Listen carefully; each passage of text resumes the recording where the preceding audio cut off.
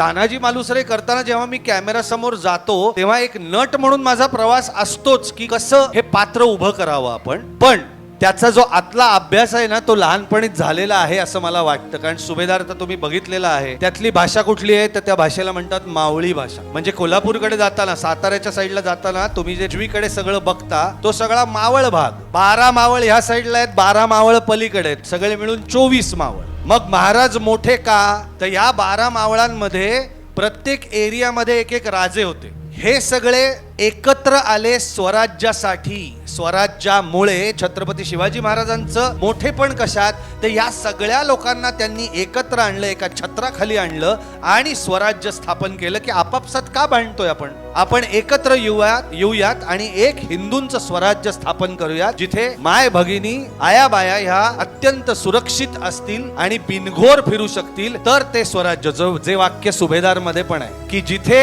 लेकरं आया बाया हे सुरक्षित फिरू शकतील, ते स्वराज्य आणि ते घडवायचं असेल तर सगळेजण एकत्र या आणि या सगळ्या शहायांना मात द्या. तुम्हाला काय वाटतं, हे सगळे सुपर हिरोज होते का? हो, डेफिनेटली होते, पण ते शेतकरीच होते. आधी शेतकरी म्हणूनच आले ना तानाजीराव. नांगर किती दिस मारणार म्या राज, म्हणजे काय, म्हणजे शेतीच करत होते की. पण यांचं जे आतमध्ये जे चाललं होतं, मनात जे चाललं होतं, ते सुद्धा त्या चित्रपटात आहे की मनात लई उमळतं का तलवार चालवावी, झुज गाजवावं, 10-20 वार अंगावर मिरवावं. काय फॅसिनेशन असेल योद्ध्याचं. 10-20 वार आपल्याला ब्लेडनी कापलं तर आपण रडतो. तलवारीचे आणि भाल्याचे वार 10-20 अंगावरती मिरवीन मी दिमाखात. हे वॉरियरचं प्रतीक आहे, हे वॉरियरचं रक्त आहे. आणि हे आपल्या महाराष्ट्रात सगळीकडे होतं.